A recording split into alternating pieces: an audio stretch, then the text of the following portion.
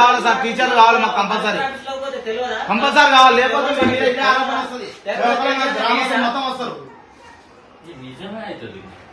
మీరు మాకు టీచర్ లేకపోతే అది నిజమే అవుతుంది కదా. మీరు సపోర్ట్ చేయకుండా ఇండైరెక్ట్ గా అదే అవుతుంది. ఎట్లా టీచర్స్ అని రారు, ఆటోమేటిక్ వెళ్ళిపోతారు. వాళ్ళకి ప్రెస్ ఆల్రెడీ 4 మెంబర్స్ వెళ్ళిపోయారు. 2 చెట్ల మధ్యలో ఒక 9 ఉంటుంది. ఇక తీసుకుపోయి ఇక్కడ పడతారు, ఇక్కడ పడది ఇక్కడ రవి చెట్టు వస్తుంది. అవునా కదా? మీరు వీళ్ళకి ఎట్లా పని చేస్తున్నారంటే గవర్నమెంట్ ప్రైవేట్ అంతే కదా. మాకేదో సమస్య చెప్పి మాకు టీచర్ కావాలి సార్, టీచర్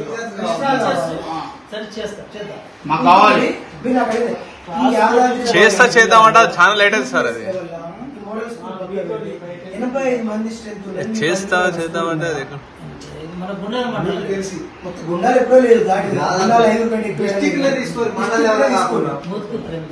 ఎంతమంది మున్సిపాలిటీ ఓకే ఒకటి ఇంకా లేదు. సో మీరు కూడా మా బాధ ఏంటంటే దీన్ని కరెక్ట్ తీసుకోండి. దీన్ని మీరు ఏమని పెడతారు వాళ్ళ ముందు, దీన్ని పైలట్ గ్రామంగా తీసుకున్నాం. మన గవర్నమెంట్ స్కూల్ బతకాలంటే ఇక్కడ నాందికి మనం సపోర్ట్ చేయాలి. దానికి ఆర్డరా ఇంతే మంది కావాలి అంతే మంది కాదు. మాకు తరగతికి ఒక టీచర్ ఉండేలా చూడండి. రెండో విషయం ప్రధానంగా మేము ఏం చెప్పగలుగుతున్నాం అంటే మాకు పూతవేటు దూరంలో వస్తకొండూరు అనే గ్రామం ఉంది. ఆ గ్రామంలో మొత్తం 10 మంది విద్యార్థులు ఉండు. 10 మంది విద్యార్థులకు 8 మంది ఉపాధ్యాయులు ఉండు. ఆ 10 మంది విద్యార్థులు కూడా 8 మంది విద్యార్థులు మా ఊరు. ఓకేనా సార్?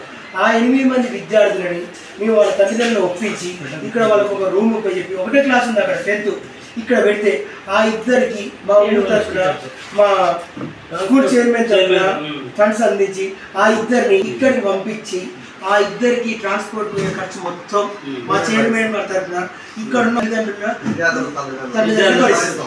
సో మీరు మాకు 2 విధాలుగా ఎట్లా దీన్ని మీరు లిమిట్స్ అనుకోండి, పద్ధతి అనుకోండి. దీన్ని బండకొత్తపల్లి గ్రామాన్ని గుండాల మండలంలోనే పైలట్ గ్రామంగా తీసుకుంటే మీకు అన్ని గ్రామాలలో కూడా ఫలితం.